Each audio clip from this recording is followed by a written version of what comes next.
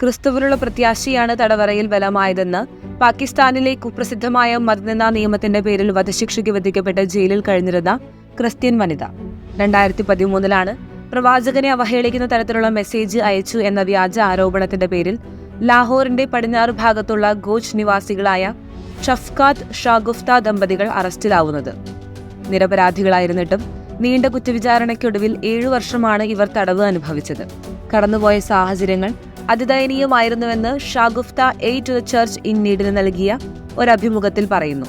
ഒരു സെൽഫോൺ ഇല്ലായിരുന്നിട്ടും ഒരു പ്രാദേശിക ഇമാമിന് മതനിന്ദയുടെ സന്ദേശം അയച്ചു എന്ന വ്യാജ ആരോപണത്തിന് ശേഷം ഒറ്റപ്പെടലിൽ തടവിലാക്കപ്പെട്ടു. വധശിക്ഷയ്ക്ക് വിധിക്കപ്പെട്ടതിന് ശേഷം ഒത്തിരി വേദനയാൽ ഞാൻ കഷ്ടപ്പെട്ടു. എന്നെ പരിപോഷിപ്പിച്ച ഒരേയൊരു കാര്യം, എന്റെ ശാന്തതയുടെ ഉറവിടമായി തീർന്നത് യേശുക്രിസ്തുവിലുള്ള എന്റെ വിശ്വാസം മാത്രമാണ്. ഉത്കണ്ഠ മൂലം ഒരായുസിന്റെ ദൈർഘ്യം 1 മുഴമെങ്കിലും കൂട്ടാൻ നിങ്ങളിൽ ആർക്കെങ്കിലും സാധിക്കുമോ? മത്തായി 6:27.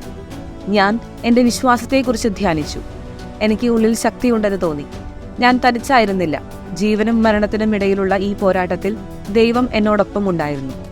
ഞാൻ ജയിലിലായിരുന്നപ്പോൾ എന്റെ മക്കളുമായി വീണ്ടും ഒന്നിക്കുമെന്ന് ഞാൻ പ്രതീക്ഷിച്ചു. എന്നാൽ 3 വർഷത്തേക്ക് എന്നെ കാണാൻ അനുവദിച്ചില്ല. ആൺകുട്ടികളെ സംരക്ഷണ കേന്ദ്രത്തിലേക്ക് കൊണ്ടുപോയി. അവർ ഭയചകിതരായിരുന്നു. കാരണം അവർ പ്രായപൂർത്തിയാകാത്തവരായതിനാൽ മതനിന്ദ നടത്തിയ ഒരാളുടെ മക്കളായി അവരെ കണക്കാക്കി. അതിനാൽ അവരോട് അങ്ങേയറ്റം മുൻവിധിയോടെ പെരുമാറുകയും ഒറ്റപ്പെടുത്തുകയും ചെയ്തു.